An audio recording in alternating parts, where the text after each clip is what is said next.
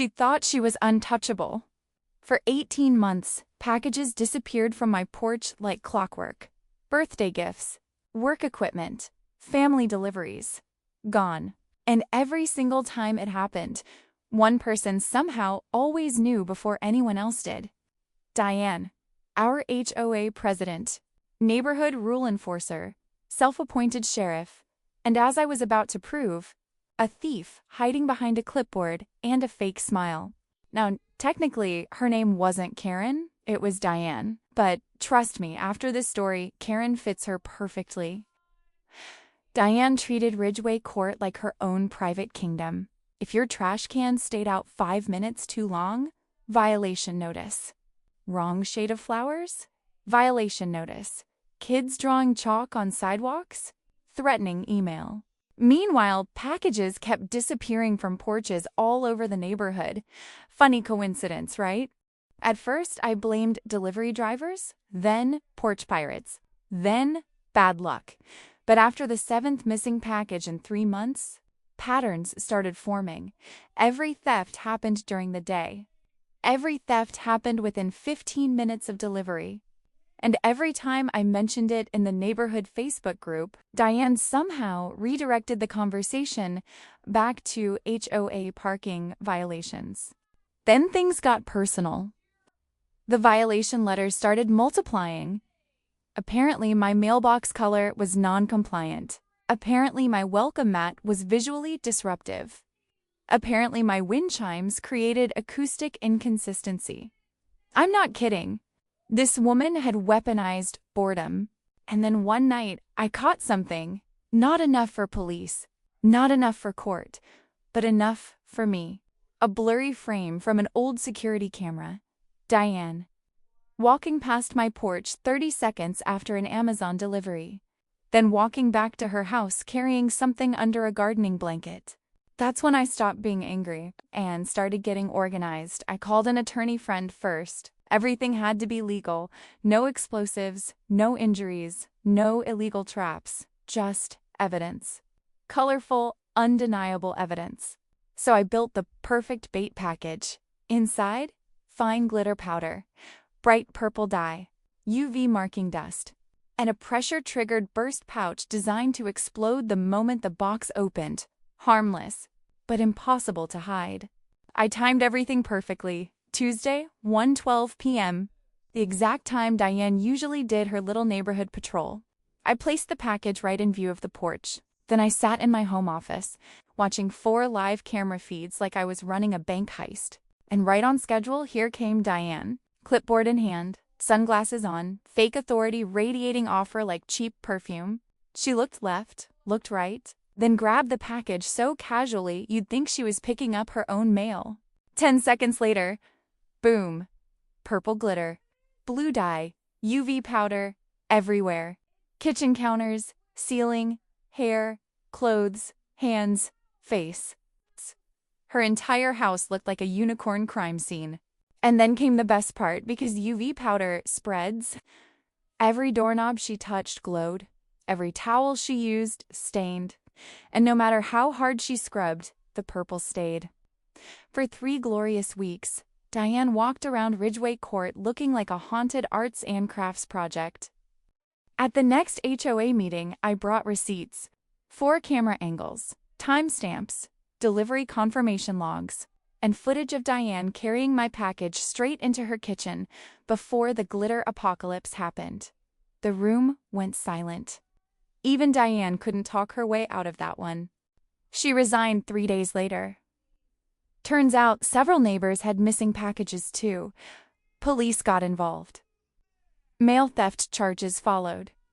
And the woman who spent years policing everybody else's behavior became the neighborhood scandal nobody could stop talking about. Funny thing about people who think they're untouchable?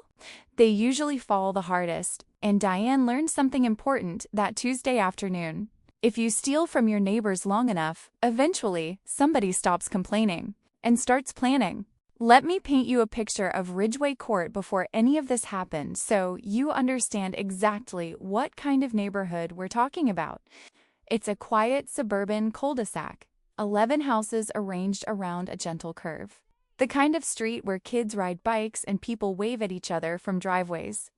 There's a community mailbox cluster at the entrance, 3 houses, with actual white picket fences, and a general sense of calm that made me fall in love with the place the moment my realtor showed it to me. I'm Marcus, mid-30s, remote software developer, single dad raising a 9-year-old named Eli. I bought my house 4 years ago after a divorce, looking for a fresh start somewhere calm and predictable. I maintain my lawn. I take my bins in on trash day. I wave at people when I see them. I bring store-bought cookies too, the annual cookout, because I'm honest about my baking skills, and that kind of honesty should count for something. I am, by every reasonable measure, an easy neighbor to have. Diane moved in about 2 years before I did. By the time I arrived on Ridgeway Court, she was already running the HOA. Elected, she told people, because nobody else wanted the job. That part was probably true. What was less true was the implication that she was doing everyone a favor. Diane wanted that position. She had campaigned for it with printed flyers and door-to-door visits and homemade lemon bars at the neighborhood cookout, smiling like a woman who had never raised her voice in her life. That smile was the first lie. The real Diane revealed herself slowly, the way cold weather sets in. You don't notice it until you're already freezing. First, it was small things. She sent a warning letter to the Hendersons across the street because their flower boxes were half an inch outside the approved border. She reported Greg, the retired firefighter 2 houses down, for leaving his recycling bin visible from the street for approximately 4 hours on a Sunday. She left notes on windshields about parking too close to driveways. None of these violations were imaginary, technically. The HOA documents covered them. But there's a version of rule enforcement that's about keeping a neighborhood looking nice, and then there's the version Diane practiced, which was about power pure and simple. The rulebook was just her weapon of choice. When I arrived, she was friendly at first, helped me figure out the recycling schedule, mentioned the quiet hours policy, told me the name of the landscaper most people on the street used. Classic new neighbor charm. It lasted about 3 months. Then the first letter arrived. A formal HOA warning notice informing me that my trash bins were visible from the street. Technically, a violation. Though I could see identical bins at 6 other houses from where I stood reading the letter, I moved mine behind the gate. Done. A week later, another letter. A color violation on my front door. I had repainted it the previous month, selecting the exact shade, pewter mist if you want to get SPECIFIC listed in the approved HOA color palette. I sent back a polite email with the color code and the page number from the approved document. Diane replied, thanking me for the clarification. No apology. Then came the basketball hoop. Eli loved that basketball hoop. We spent 2 hours on a Saturday putting it together in the driveway, and he was shooting free throws within the hour. Terrible ones, with the focused intensity only a 9-year-old can summon for something he's just discovered. It was the most joy I'd seen in his face in months. The violation notice arrived 4 days later. The hoop was 3 inches too close to the sidewalk. 3 inches. I measured. I moved it. She sent another notice saying it was still non-compliant. I measured again with a different tape measure. Twice. It was fine. I sent her the measurements in writing with a photo attached, the tape measure visible in the frame. She backed down, but she didn't stop. Over the following months, I received notices about a garden hose left coiled on the porch, a motion sensor light she claimed was too bright for neighborhood standards, and a flag I'd hung for Memorial Day weekend that remained up for 2 extra days because Eli and I went camping, and I forgot. I kept a file, every letter, every email, every reply I sent. I had a feeling, even then, that documentation was going to matter eventually. I just didn't know yet exactly how right I was. It was November when the first package disappeared. I'd ordered a drawing tablet for Eli's birthday, a proper one, not a toy. He'd been showing real talent with art, filling notebooks with characters and stories. and I wanted to get him something that matched his ability. I saved up for it, ordered it, watched the tracking obsessively for 4 days, and saw the magic words, "Delivered," left at front door. When I got to the front door, there was nothing there. I checked the sides of the house, checked with the delivery service, filed a claim. Figured porch pirates, it happens everywhere, even on quiet suburban cul-de-sacs. I was frustrated, but not alarmed. I got a replacement sent to my office instead, wrapped it up, and Eli had no idea anything had gone wrong. Then, in December, a Christmas gift for my mother vanished. Same story, tracking confirmed delivered, porch said otherwise. I filed another claim. In January, a keyboard I needed for a work project. Gone. In February, a pair of running shoes I'd been waiting on for 3 weeks. Gone. 4 packages across 4 months. All confirmed delivered to my address by the carrier. All disappeared within what I was starting to realize was a very specific window. Weekday mornings, roughly between 10 in the morning and 2 in the afternoon. The exact hours when most people on Ridgeway Court were at work.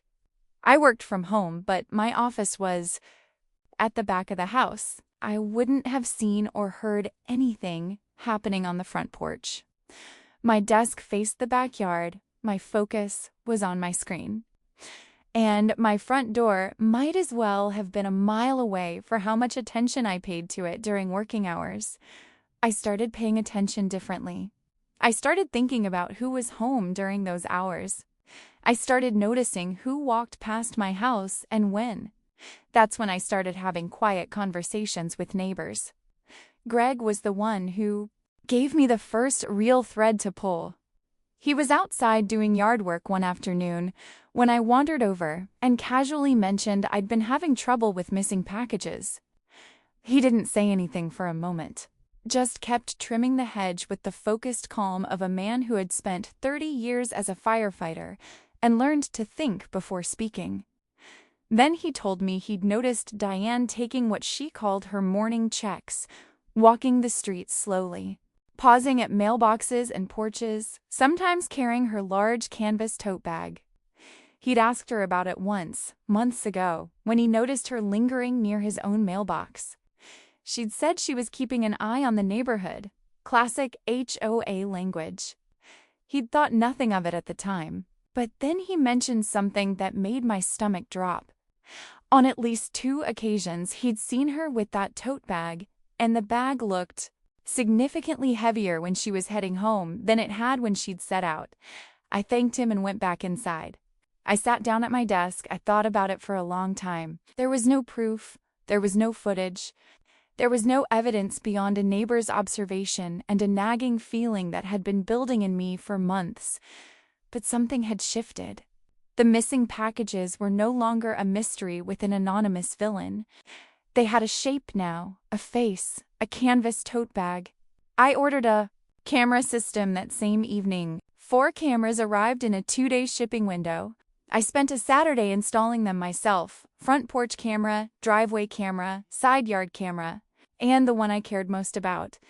A small, unobtrusive, wide-angle unit tucked under the overhang of my front porch eave. Aimed down the full length of my approach path and driveway. Low profile, motion triggered. Cloud backup that uploaded footage automatically every 15 minutes, which meant that even if someone spotted the camera and removed it, I'd already have everything saved off-site. I set up a second monitor on my desk and ran the live feeds in a corner of the screen while I worked. I wasn't obsessive about it. I had a job. I had a kid to raise. I had a life to live. But it was there, running quietly in the background, always recording. The first 2 weeks were boring. Delivery drivers, mail carriers. Eli coming home from school and spending 20 minutes on the driveway before coming inside. A squirrel that kept investigating my porch mat for reasons I never fully understood. And at 2:17 a.m. on a Wednesday, a raccoon that had absolutely no business being in my yard and seemed personally offended by my motion sensor light. No Diane. I wondered briefly if I'd spooked her somehow. if she'd noticed the cameras and adjusted her routine. I checked my camera placement, nothing obvious, nothing that would have flagged to a casual observer. The porch Eve camera was particularly well hidden. I was fairly sure she didn't know it was there. And then, on a Tuesday morning in late January, I looked up from my code and there she was. Diane, on my camera feed, walking up my driveway with that large canvas tote bag hanging from one arm, moving with the unhurried, casual confidence of someone who had done this so many times it had become routine. A UPS truck had left my property approximately 11 minutes earlier. The package, a phone case I'd ordered as a replacement after the keyboard situation, sat on my porch for exactly 11 minutes before Diane turned in at the end of my driveway. She glanced left. She glanced right. She bent down, picked up the package, and slid it into her tote bag in one smooth motion. She was back on the sidewalk and walking toward her house in under 30 seconds. Clean, practiced, efficient. Like she'd done it 100 times. Because she probably had. I didn't move for a long moment. I just watched the empty porch on my camera feed, the doormat where the package had been, and felt something that wasn't quite anger. It was colder than anger. It was clarity. The kind of feeling you get when something you suspected turns out to be absolutely, undeniably real. I rewound the footage and watched it again, and a third time. That evening, I showed the footage to Greg, who watched it with his jaw getting tighter and tighter until he looked like a man holding back something that would get him in trouble if he said it out loud. He didn't say anything unprintable. He just nodded slowly and said, "What do you need me to do?" The next day, I called Priya. Priya was an attorney I'd known since college. Not a criminal lawyer, but smart. Enough to point me in the right directions and well-connected enough to know who to call. I described the situation. She listened without interrupting. When I finished, she said two things. First, that what I had was compelling, but that one clip of a package being taken might not be enough to guarantee a prosecution. And second, that I should not, under any circumstances, confront Diane directly. "Document more," she said. "And if you're thinking about a trap, call me before you do anything." I told her I was thinking about a trap. She laughed. "Of course you are. Call me tomorrow." Priya did her homework overnight. By the time we talked the next morning, she had already spoken with a contact at the Postal Inspection Service, a federal agency that, as it turned out, took mail theft extremely seriously, particularly when it involved residential package theft with documented evidence. The plan we built together over the next week was careful, legal, and, if I'm being honest, deeply satisfying to construct.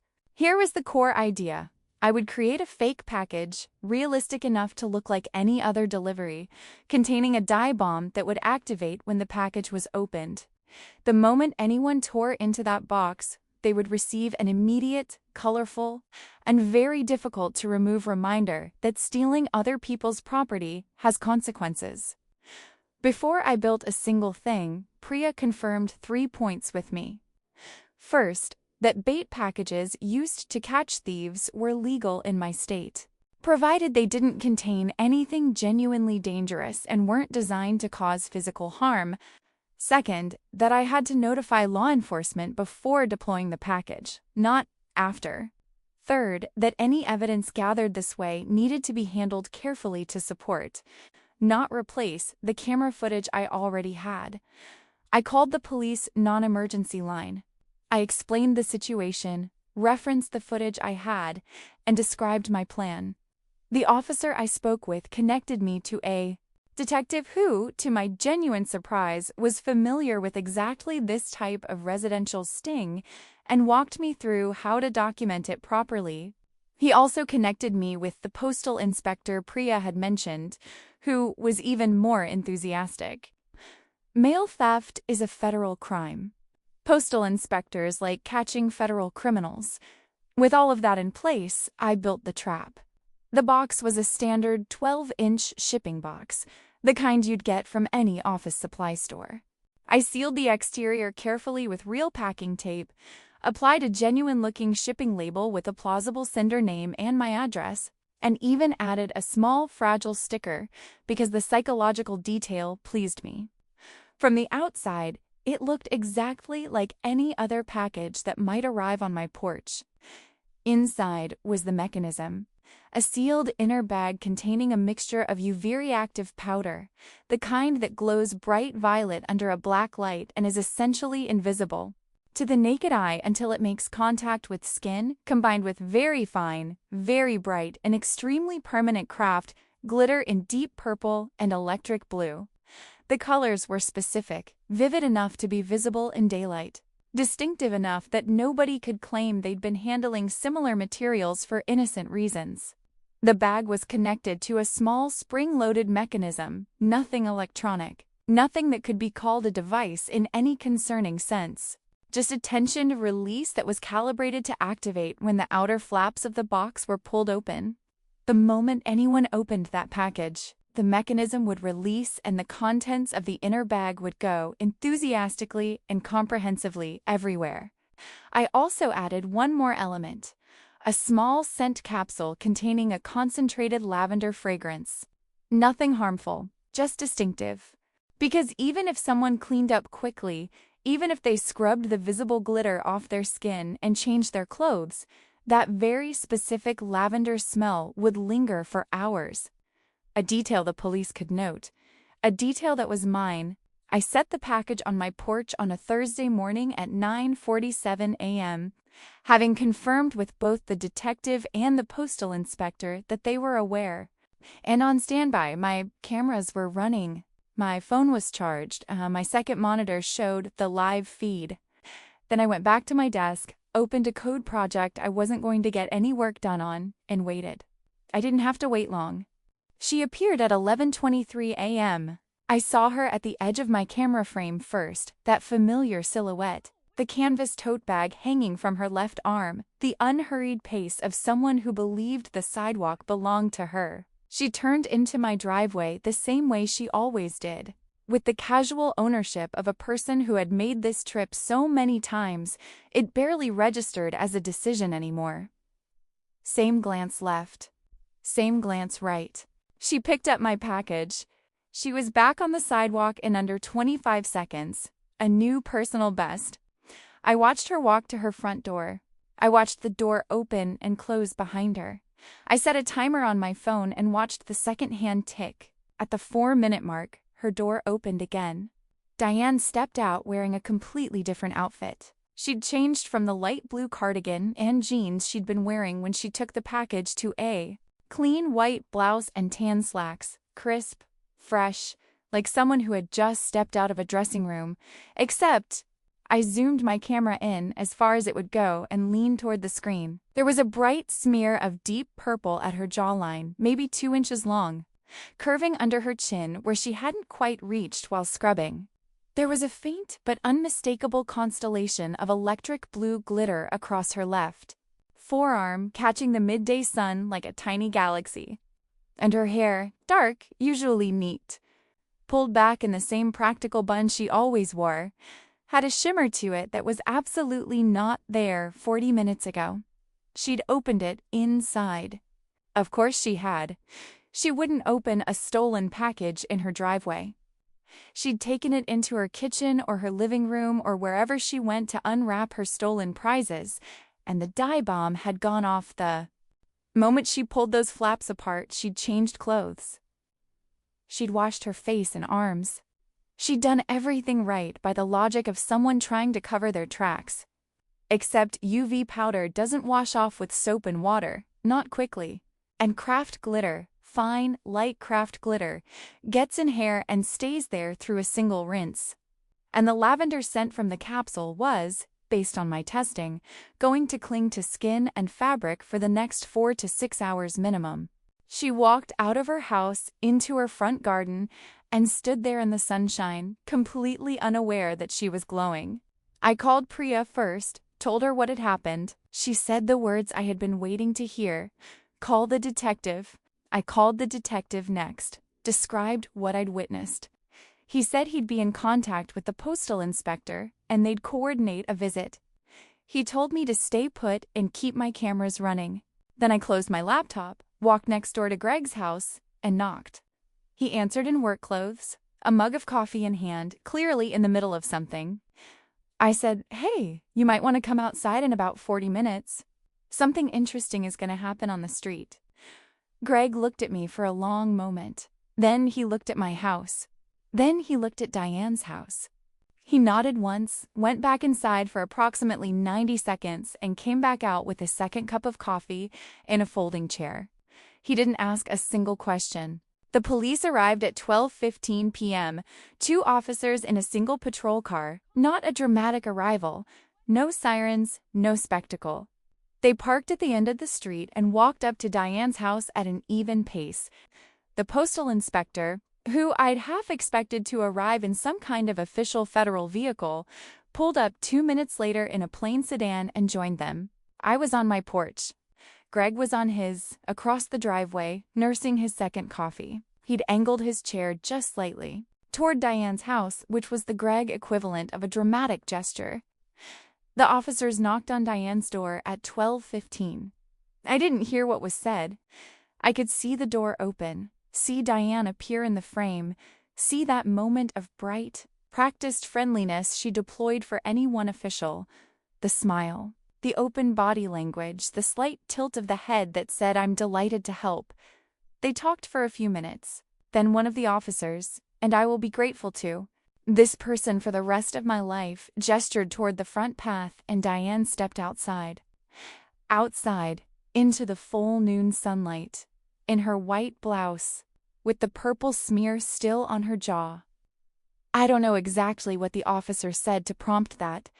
Maybe it was procedure. Maybe it was brilliant tactical instinct. Maybe they just needed more room to talk. It didn't matter.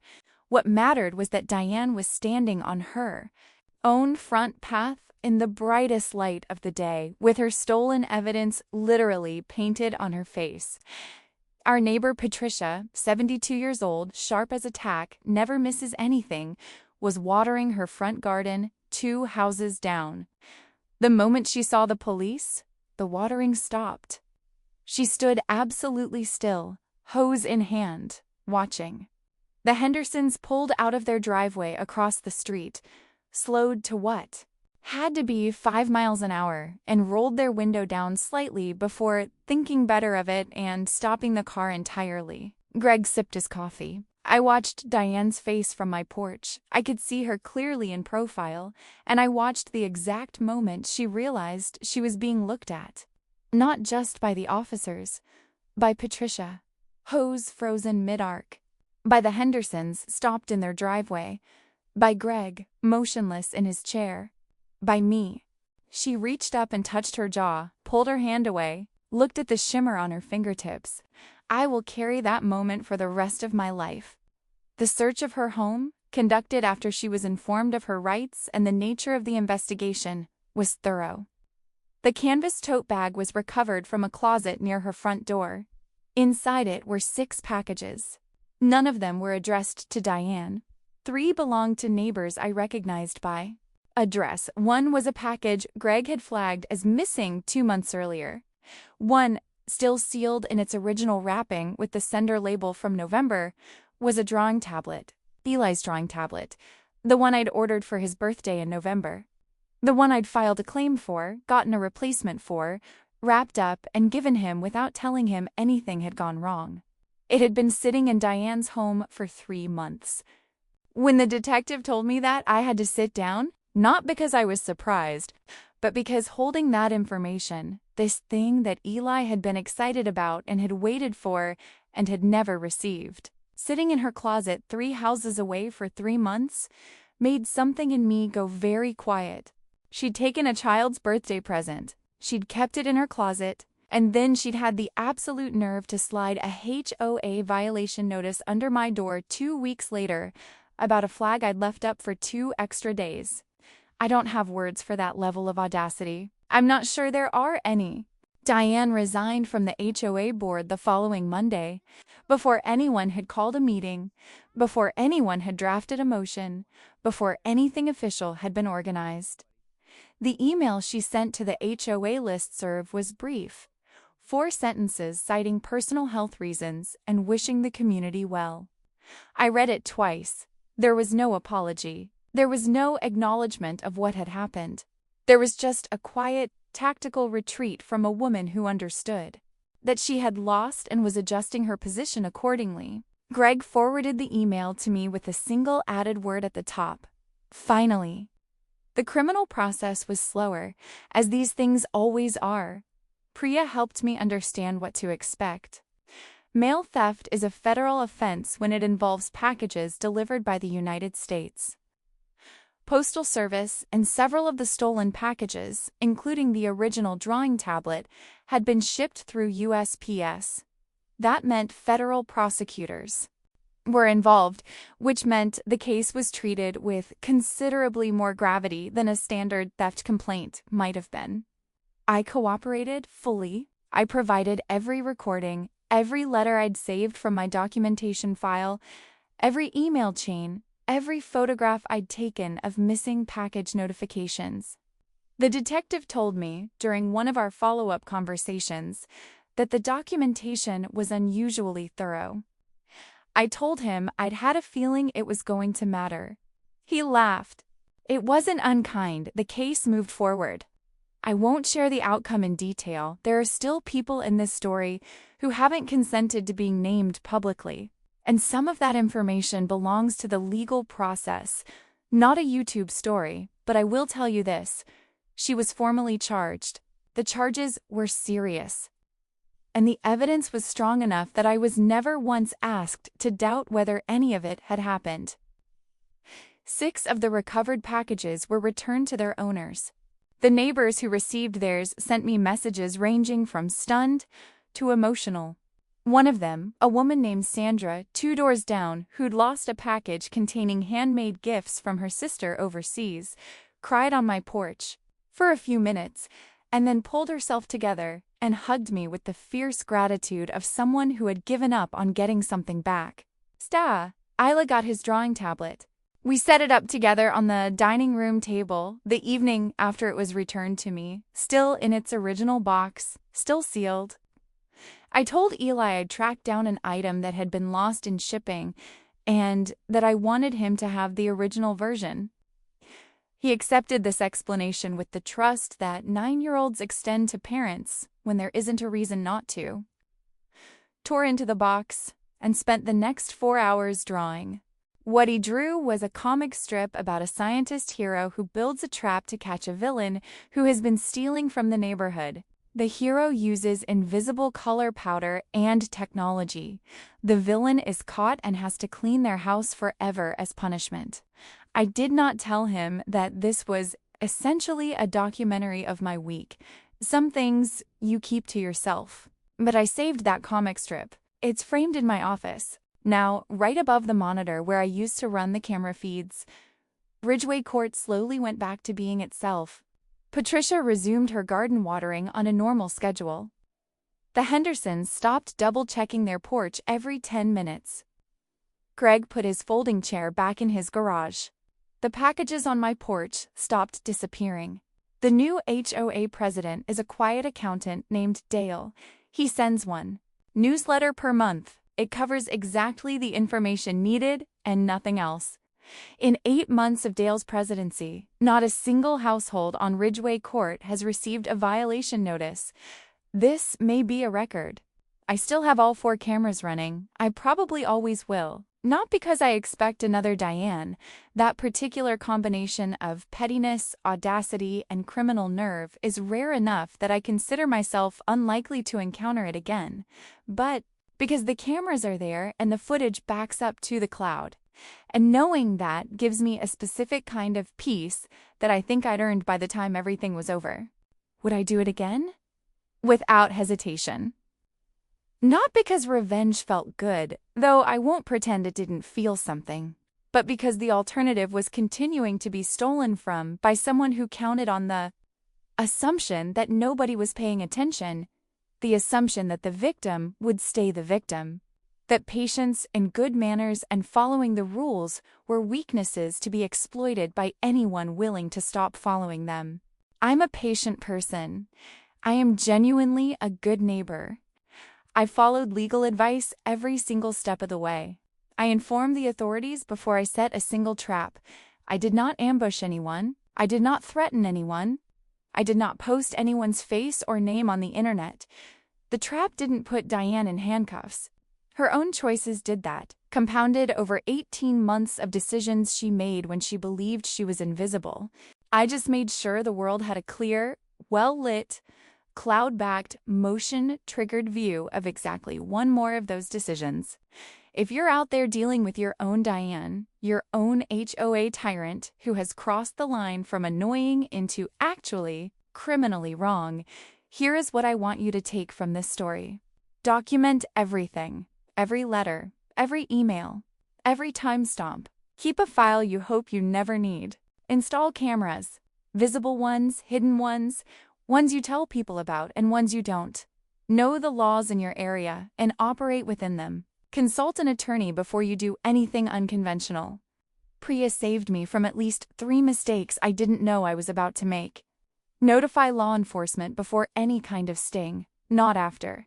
It's the difference between a citizen operating within the law and someone who has to explain themselves later.